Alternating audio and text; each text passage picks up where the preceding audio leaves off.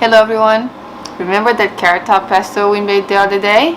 With all the carrot tops and basil that I had from my garden? Well, it's time to use it. I've been using pasta and some other things, and I decided to just film a little video here to show you how to make a quick, very simple pesto pasta. And you can use stuff from your garden or from your farmer's market if you have one close by to garnish it, make it very pretty. So I'm also adding kale and tomatoes to my pasta today because that's what I harvested from the garden. And if you follow me for a while on Instagram, you know that I don't really like to waste a lot of things. So we are using the whole kale today. I'm going to use the stems and the leaves, and obviously the whole tomato, and we're going to be using the edible flowers that I have from the garden. And I know that most of you gardeners are growing them in your garden too, and I get so many questions on my Instagram about how to use them. Most people just think to put them in salads, but it's totally fine to put them in savory dishes too, even desserts. I'm adding nasturtium leaves to the dish today. I love the peppery spiciness that adds to it. Also some pansies, which are very mild, doesn't really have much taste to it, but it looks pretty, it's a purple color, and some purple basil leaves to contrast with the green. So let's get started. So this is a very simple recipe. I have everything that I need for in here. I'm gonna set the camera on my dehydrator because it makes the perfect stand. And while I'm waiting for my pasta water to boil, I always add salt to my pasta water. I don't really measure, I just add a bunch, but you can always just taste it, and it's supposed to taste like seawater when you're on the beach and you accidentally get some water. I'm from Brazil, from the beach. I was on the beach all the time as a kid, so I know exactly how it tastes like. It's about that level of saltiness, so you add some flavor to your pasta. We are going to be using some of the pasta water for the dish to make the sauce a little bit thicker and creamier. That's a great trick. It's a chef trick. It's always a restaurant thing that we do. The pasta in the water, you get all this, it gets the starch in there a little bit, and plus all the salt makes it to, it helps the sauce get very nice and shiny and smooth. So we're gonna add that too. And this carrot top pesto, if you didn't see the recipe, I'm gonna link on the box down below here. I actually made it vegan with miso instead of Parmesan cheese, so it's really good. This is one of the last of it. Very nice, easy recipe. I like my pesto nice and smooth like this. This has been out for a few days and hasn't really discolored much, but sometimes it gets brown, but it's still looking nice and pretty green. So we're gonna use that. Make sure to check out the recipe if you're curious, and if you want to see how I make carrot top pesto, or you can use our basil leaves if you want to as well. So I'm using spaghetti for this today because that's also what I had at home, but you can use, I prefer to eat flat noodles, so I like to eat fettuccine or linguine. Just didn't have any, so I'm using spaghetti. So now let's start dicing our ingredients while we're waiting for that water to boil. Alright, good. I only have this little bit of tomatoes. Feel free to use as much as you have. I washed my herbs and I like to let it dry like this in a paper towel. I don't like to use paper towel as much, but I do add this to my compost pile, so I guess I don't feel as bad. But you can use it in a rag, in a clean cotton rag to dry it up too. But I put on paper towel today. Just look at this nasturtium. This is a variegated Alaska nasturtium. So pretty. And we have this beautiful purple basil and this beautiful flowers to garnish our pasta today. But I wanted them to dry out, so I'm just going to leave them right here. I like to put my olive oil in this little squeezy bottle thing too, so it's easier to control the amount. So let's cut little containers. I really like to dice everything and cut everything before I start. This is how I did it at the restaurant. I'm used to it, less messy. So I'm going to just half these tomatoes.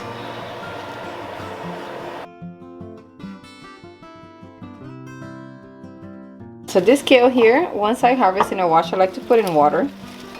So I'm gonna use the day off, and usually you would just come here and do this, right? Use this leaf and throw away the stem. Well, we are using the stem today too, because I think they taste okay. You just need to cut them really small.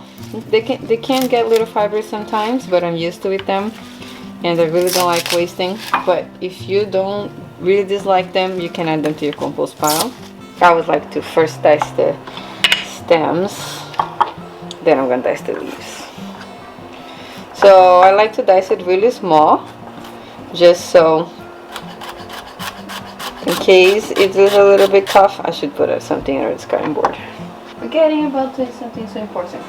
Alright, so we're going to dice the kale stems very thinly. You should I'm actually going to be offering a knife skills class very soon, so if you want to take a class with me, just check on my Instagram and I'll post updates in there. But I like to cut them very nice and small like this and thin. So just in case if they're fibrous, it's much easier to get. They'll cook much faster and we'll cut down some of the fibers too. But those are small leaves. I've been harvesting my kale pretty consistently, so they might be nice and tender, but I still do that. So I do this for almost every time that I cook kale. But yeah, but you can add this to soups and stews, saute it. I like to add the stir fries, veggies, anything. It gives a nice crunch to it, even to fried rice. When I put kale on my fried rice, I'm making breakfast burritos, and I put that on my burritos too. When I add kale to it, when I'm cooking the potatoes. So use your stamps. And then I'm just gonna lightly dice this beautiful blue curly kale from the garden. Notice they're not as big as usually a supermarket kale because I harvest them a little smaller. They're nice and tender. I find them tastier that way. And that's it. Let's check on this water. We got all that done. Still needs a minute. Okay, the water just came to a boil and I just added the pasta in here. Move this to the front because it's taking forever to boil, but now this is gonna be 10 minutes. I'm gonna put in the timer here. And what I like to do while I'm cooking this, I start sauteing the veggies. Even though we're just doing kale and tomatoes, so they are really fast. But if we cook our tomatoes for a little longer, they'll get nice and sweet and lose some water on them. So let me just move this pot back to the back. Put this over here. Alright, so let's wait for this pan to get hot. I like to do it with olive oil. Canola oil is fine. It's going to lose the properties of the olive oil, but I don't mind. Just gonna add that to the pan. The pan is really hot. You can tell it's hot when the oil moves out on the pan very fast like this, and you can see these lines on the oil. That's a good sign. We always want a hot pan. I'm going to the tomatoes first. You could definitely add garlic to this if you wanted to, but I have so much garlic on my pesto that I'm just going to blister the tomatoes here. I want them to get nice, and that'll help getting the water out of the tomatoes and enhancing the flavor. So I love doing that. If we had garlic, I actually add after because you don't want your garlic to burn. But I had a chef that once taught me too that you get a really hot pan, you throw your cherry tomatoes in, and once they're nice and blistered, you can just throw a really handful of basil and garlic and toss that up to make a little bit of sauce. Put the pasta in here, a little pasta water, and that's it. But because I have pesto, I'm doing pesto today. But that's a really cool trick for something very tasty and very fast. I'm gonna turn this. Oh, look at this. Now this is beautiful. That's what you're looking for. And that.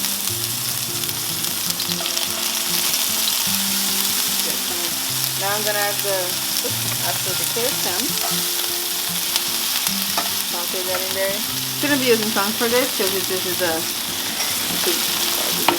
wooden spoon. And then kale.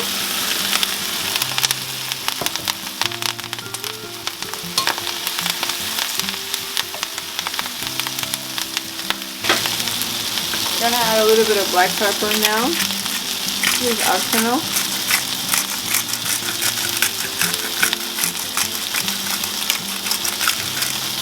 Alright, when the kale gets just this beautiful bright green color, just gonna add a little bit of the pasta water. Get a ladle and just add this straight from the pot.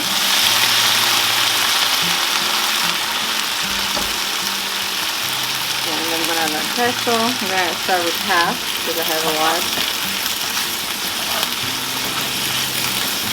That smells absolutely amazing. Now I'm going to reduce the heat because my pasta is not ready yet and I don't want this to turn brown, but I wanted to make this nice and loose before I add the pasta in here. and let the pesto kind of cook down the flavors a bit. This is even okay to turn it off if you're not ready. Alright, then I drained the pasta and I'm actually gonna add here in still hot.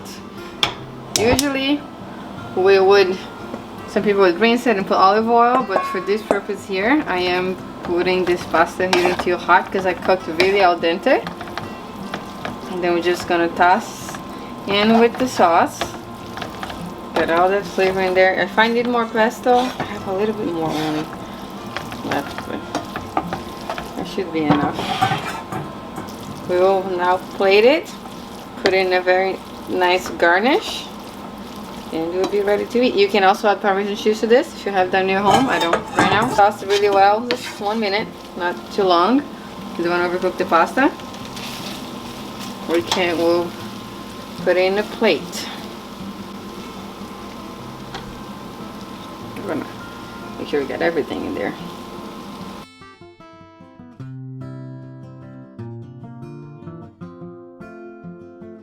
Alright, so just rolling it up like this. I like to do that to make it look a little nicer on the plate. I'm gonna eat this, so I'm pretty hungry. I'm making myself kind of a big one. Then I like to go there and pick up whatever I left, like put a couple tomatoes in there for color. Sometimes when you get it doesn't really come. Make sure that you get all those goodies in your plate if you want to make it nice. This is just, obviously you're welcome to just use however you want. I just like to make my food look pretty when I can. And now we're gonna use these edible flowers to just garnish. I think it looks nicer when you just let things kind of fall in there. I kind of play with it. Hopefully it'll look good at the end. But notice it did look, the pesto looked lost a bit of the color there, but then when we add all these nice herbs that we all have growing, most of us have growing in our garden, it looks like a much nicer dish, which is just the same thing as pesto, but look how we can make it look a little bit more special by doing something like this. If you don't garden yet, you can also just go in your local store. Sometimes farmers market, they sell these specialty things, but I highly encourage you to, can you imagine at least growing this beautiful purple basil just to make things look prettier. And it might be a bit too much, but I do like my food looking kind of pretty. When the flower is really big like this, I can just cut. I like to, usually we use tweezers in fine dining, but let's do it with the hands. You can just also just get some of the petals in your plate to make it look nice.